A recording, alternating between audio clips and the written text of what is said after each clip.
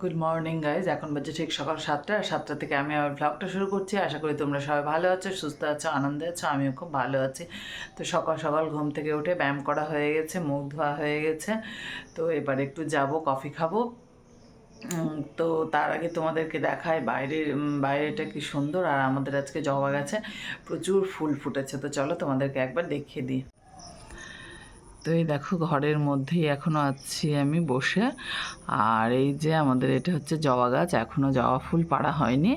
তো এই জবা ফুলের গাছে আগে সেরকম ফুল ফুটতো না, কিন্তু এখন প্রচুর ফুল ফুটে। আর ফুল ফুটে আছে। তো এই ফুলগুলো এখন আমরা পাড়বো। আর এই দেখো, এখানে কতগুলো ডাঁঠার গাছও হয়েছে, পেঁপের গাছও আছে। তো বাইরেটা বেশ সুন্দর লাগছে। আর আকাশটা আজকেও বেশ মেঘলা মেঘলাই আছে, খুব একটা যে রোদ আছে তা কিন্তু নয়। তো হয়তো বেলা হলে রোদটা উঠবে। তো চলো এবার বাইরে যাওয়া যাক, বাকি কাজগুলো করা যাক। তো এবার রেডি হয়ে গেছি, বাড়ির কাজকর্ম তো হয়ে গেছে। এবার রেডি হয়ে এবার যাচ্ছি একটু বাজারে কয়েকটা কাজ আছে। তো কাজটা করে চলে আসি, চলো যাওয়া যাক।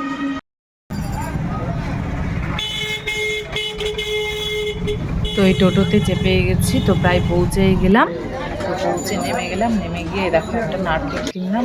তারপরে চলে এলাম ফলের বাজার, মানে সবজি বাজারে। এখান থেকে শসা নিলাম, গাজর নিলাম, আর বাঁধাকপি দেখছিলাম, ভালো পেলাম না। তো এবার চলে এলাম ফলের বাজারে। এখান থেকে মৌসম্বি আর নাশপাতি কিনে নিলাম। তো বাজার থেকে চলে এলাম, এবার চলে এসেছি রান্নাঘরে। তো আজকে আমাদের রান্না নাই, কারণ একটা বাড়িতে নিমন্ত্রণ আছে, ওখানে খেতে যাব সবাই। তো কালকের একটু ভাত আছে, তার জন্য একটু কিছু ভেজে নিচ্ছি। তো চলো কি ভাজছি দেখিয়ে দিই। তো এখানে আলু ভাজা বসিয়ে দিয়েছি লবণ হলুদ দিয়ে। আর এখানে চিলি বড়ি ভেজে রেখেছি। আর এখানে অল্প করে পোস্ত বেটে নিচ্ছি। তো ইনভাইট ছিল জানেন সবাই, তো ওখান থেকে খাওয়া দাওয়া করে চলে এসেছি। তো এখন একটু যাচ্ছি ছাদে। তো ছাদে একটু ঘুরবো, আর আমাদের পেয়ারা গাছে পেয়ারা হয়েছে কিনা দেখবো, চলো। তো এই দেখো, ছাদের দরজাটা খুলে দিই। এই যে ছাদের দরজাটা খুলে দিলাম, আর চলে এলাম ছাদে। তো এবার চলো যাই পেয়ারা গাছের দিকে, কারণ এখন অবধি আমাদের একটা পেয়ারা। তো এবার যাই পেয়ারা গাছটায় পেয়ারা পেকেছে কিনা, কারণ এতদিনে আমাদের গাছে পেয়ারা পেকে যায়। এবছর দেখছি একটাও পেয়ারা পাকেনি, খুব ছোট ছোট সাইজ হয়ে আছে। তো চলো দেখি একটাও পেয়ারা পেকেছে কিনা। তো এই দেখো গাছ, আর এই দেখো একটা পেয়ারা পেলাম। এই দেখো আমাদের পেয়ারা গাছটা, আর একটা পেয়ারা পেলাম, কিন্তু পেয়ারাটা হচ্ছে কানা। তো এই দেখো গাছের পেয়ারার সাইজগুলো এবার খুব ছোট ছোট হয়ে আছে, কিন্তু প্রতিবার এতদিনে পেয়ারাটা পেকে যায়। তো এই দেখো সাইজগুলো খুব ছোট ছোট।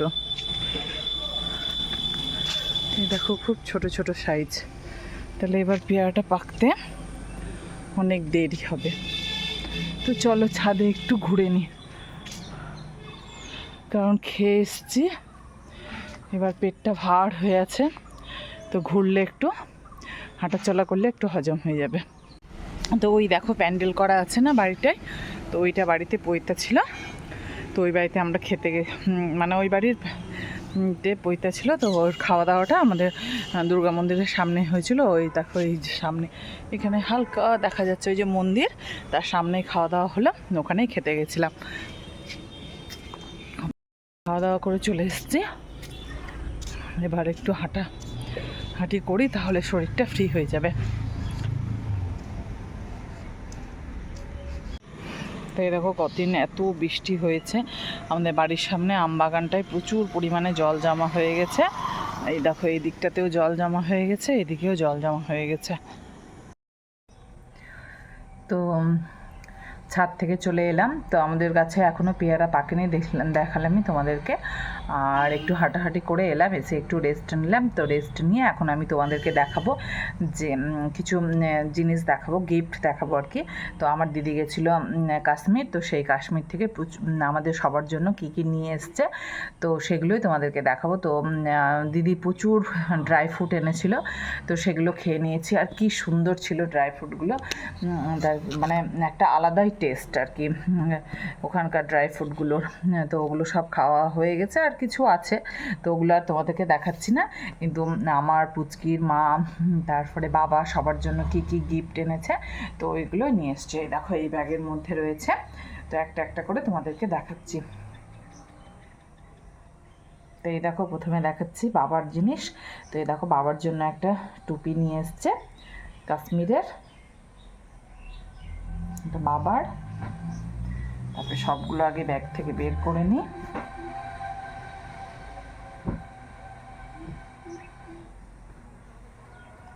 তারপরে এই দেখো এটা এনেছে পুচকির জন্য, কি সুন্দর কাজ করা। আর সেম জিনিস আমার জন্য নিয়ে এসছে, একদম একই, কিন্তু আমার সাইজটা বড় আর পুচকিরটা ছোট। তো আমারটা এখানে এখন নাই, ওই ঘরে রাখা আছে আমার মানে আলমারিতে। তো ওটা নিয়ে এলাম না, মানে পুচকির দেখা আর আমারটা দেখা একই একদম। তো শুধু সাইজটা মানে ছোট বড় আছে। আর এই দেখো এটা এনেছে মায়ের জন্য, এই চাদরটা এনেছে কাশ্মীর থেকে, এই চাদরটা এনেছে মায়ের জন্য। আর এই চাদরটা নিয়ে এসছে বোনের জন্য।